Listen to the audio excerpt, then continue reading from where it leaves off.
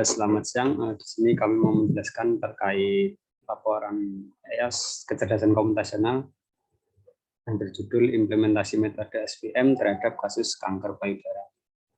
Di sini kami berkelompok dengan 2 orang, yaitu Bartolomé Wisnu sama saya, Pak Sofi.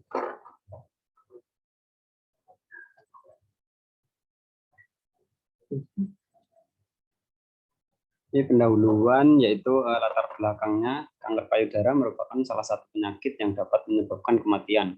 Kanker payudara adalah pertumbuhan sel abnormal yang berasal dari kelenjar susu pada payudara.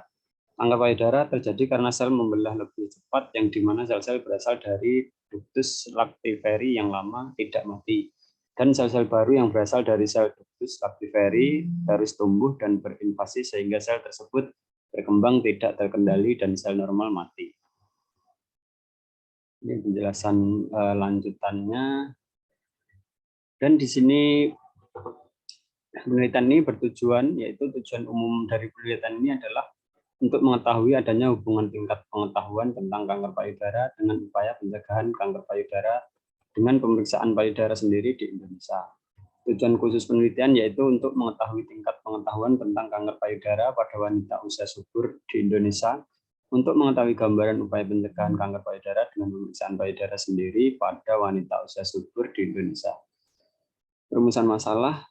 Berdasarkan uraian latar belakang di atas, maka rumusan masalah dalam penelitian ini adalah apakah terdapat hubungan tingkat pengetahuan mengenai kanker payudara dengan upaya pencegahan kanker payudara dengan pemeriksaan payudara sendiri pada wanita usia subur di Indonesia. Kemudian bab 2, landasan teori. Struktur di sini ada struktur payudara. Payudara merupakan kelenjar aksesoris kulit yang dimiliki oleh laki-laki dan perempuan. Pada payudara terdapat 3 bagian utama, yaitu yang pertama korpus atau badan, yaitu bagian yang membesar. Korpus terdiri dari jaringan kelenjar payudara, saluran susu, ductus lactiferus, jaringan ikat, lemak, pembuluh darah, saraf, dan pembuluh limfa. Yang kedua, areola merupakan bagian yang mudah mengalami luka sewaktu menyusui. Dan yang ketiga, papilia atau puting adalah bagian yang menonjol di puncak areola. Puting mengandung ujung-ujung saraf perasa yang sensitif dan serabut atap palas yang akan berkontraksi bila ada rangsangan. Nah, ini gambaran terkait struktur payudara, dan ini gambar keduanya. Jadi payudara mulai berkembang pada saat masa pubertas, yaitu pada usia 11 sampai 12 tahun. Perkembangan ini distimulasi oleh hormon estrogen yang berasal dari siklus menstruasi setiap bulan dan ditambah dengan deposit lemak yang membentuk massa pada payudara. Kemudian definisi kanker payudara yaitu pertumbuhan sel tidak terkendali di dalam payudara. Kanker payudara merupakan keganasan penyakit yang berasal dari kelenjar, saluran kelenjar, dan jaringan pada payudara. Jaringan pada payudara terdiri dari kelenjar susu, lobulus, saluran susu, dan jaringan penunjang payudara, meliputi jaringan lemak dan jaringan serat konektif. Dan metode SVM, apa itu SVM? Support Vector Matching atau SVM, merupakan salah satu metode dalam supervised learning yang biasanya digunakan untuk klasifikasi, seperti support vector classification dan regresi atau support vector regression. Dalam pemodelan klasifikasi, SVM memiliki konsep yang lebih matang dan lebih jelas secara matematis dibandingkan dengan teknik-teknik klarifikasi lainnya. SVM juga dapat mengatasi masalah klasifikasi dan regresi dengan linear maupun non-linear. SVM digunakan untuk mencari hyperplane terbaik dengan memaksimalkan jarak antar kelas. Hyperplane adalah sebuah fungsi yang dapat digunakan untuk pemisah antar kelas dalam 2D. Fungsi yang digunakan untuk klasifikasi antar kelas disebut sebagai Lineares. Fungsi yang digunakan untuk klasifikasi antar kelas dalam 3D disebut plane similarly.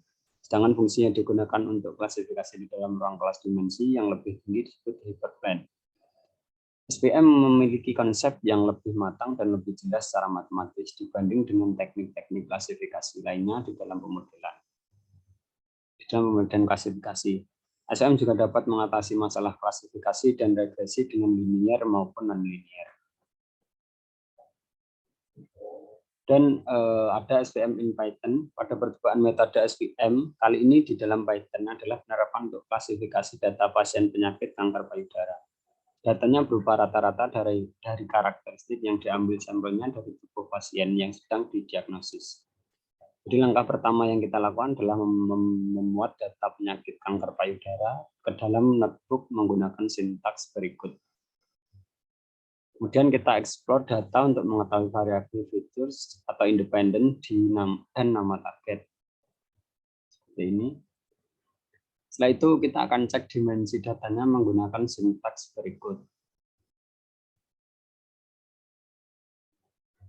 Kemudian data memiliki 569 baris dan 30 kolom. Kemudian kita akan lihat 5 data pertama dari variabel features.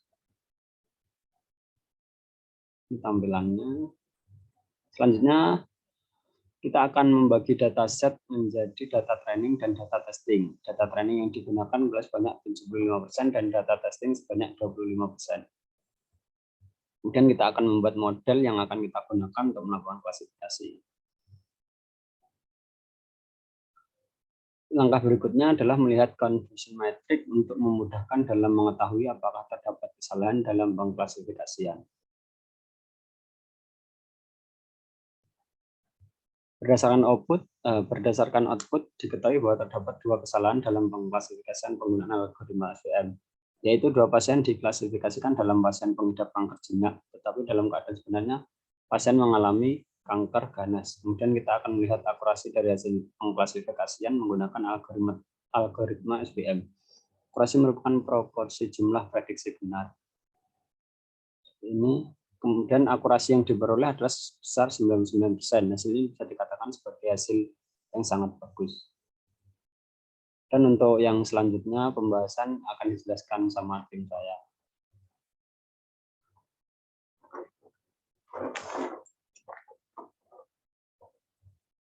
Kita masuk di bab 3 di pembahasan. Pertama kita import library Python dulu. Library ini dipanggil ke dalam program dengan tujuan untuk mempermudah dan mempersingkat program. Nah, kita import NumPy, terus Pandas, Matplotlib, Seaborn, dan lain-lain. Kemudian langkah selanjutnya adalah kita import dulu, import breast cancer CSV yang kita sudah punya. Nah, ini merupakan tampilan data dari dataset yang digunakan. Karena dataset yang sangat banyak, maka kita hanya menampilkan sebanyak 20 data agar tidak terlalu lama dalam proses load datanya.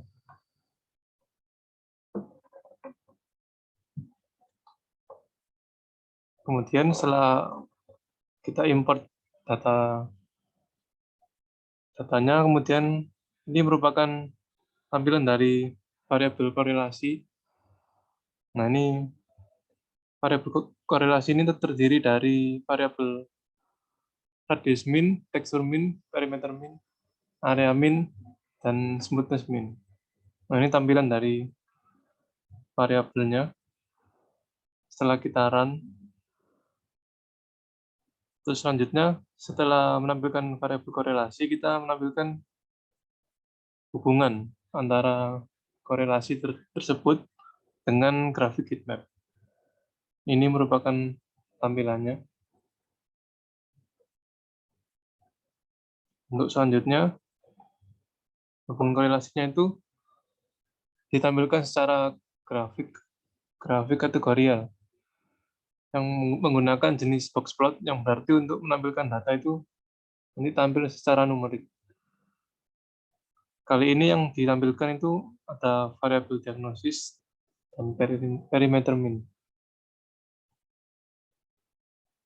Kemudian setelah ditampilkan, kita menghapus kolom diagnosis dan dipindahkan ke dalam variabel Y. Kemudian setelah menghapus kolom diagnosis, kita tuh membagi datasetnya ini menjadi berukuran 0,3 dan random state-nya itu kita buat menjadi 101. Setelah kita membagi data, selanjutnya adalah kita memanggil library SVM untuk menghasilkan akurasi dari prediksi data. Setelah memanggil library SVM, kita menghitung matriks akurasi skor. Dan di sini tingkat akurasinya itu sejumlah 61%. Setelah menghitung matriks akurasi, kita menghitung matriks prediction.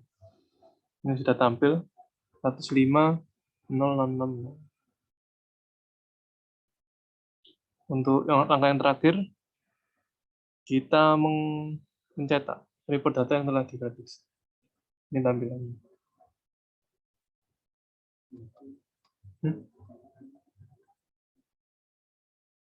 Ini kita akan tampilkan demonya. Untuk kali ini saya menggunakan Google Colab untuk demo.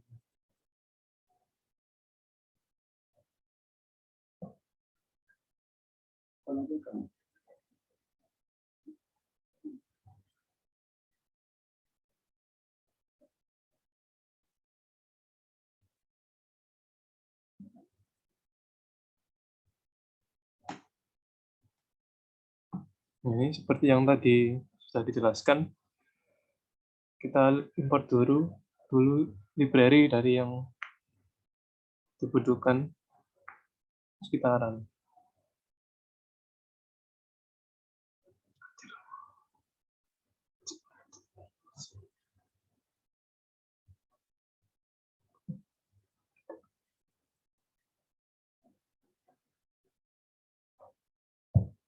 Nah, setelah itu kita import library, import datanya.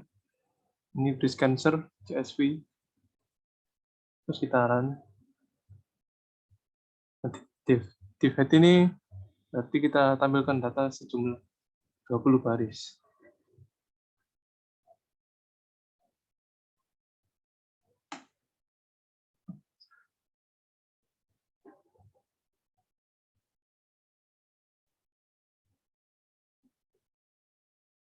Ini kita jumlah.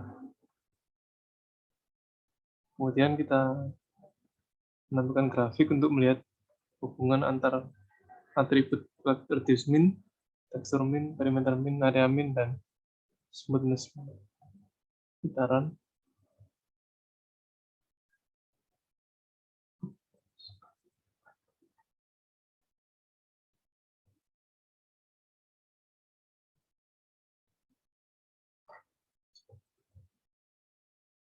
Kemudian setelah itu kita tampilkan grafik heatmap untuk melihat jumlah datanya.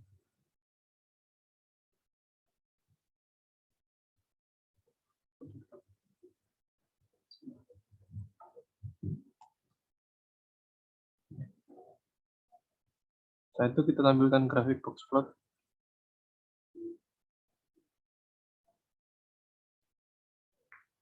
Kemudian kita menghapus variabel diagnosis dan menaruh diagnosis tersebut di variabel ini.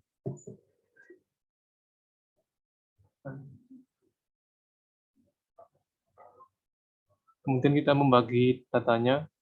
Ini kita set sebanyak 0,3 dan random setnya itu jumlah 1-1.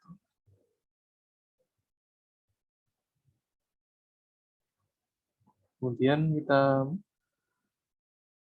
mencetak metrik akurasi, dan ini tampil sebanyak 61%.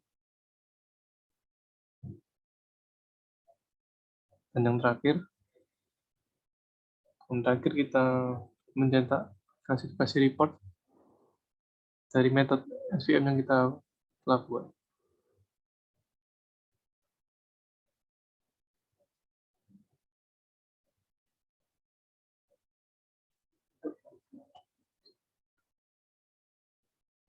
Berdasarkan percobaan di atas, kita memiliki beberapa kesimpulan, yaitu dari sekian banyak metode yang disampaikan di dalam pengajaran komputer komputasi,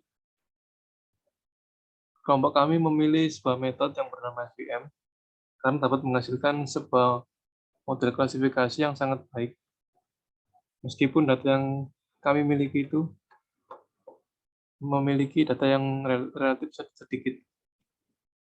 Dan di sini kasus yang kami bahas merupakan kasus kanker payudara karena kasus ini terjadi hampir di seluruh penjuru dunia. Sehingga perlu adanya penelitian dengan metode SVM tentang hubungan korelasi antar variabel antara kanker payudara ganas yang bersimbol M dan kanker payudara jinak dengan simbol B. Dari proses pembahasan dan uji coba dataset yang dilakukan, telah ditemukan jawaban yang jelas. Sekian presentasi dari kelompok kami. Terima kasih.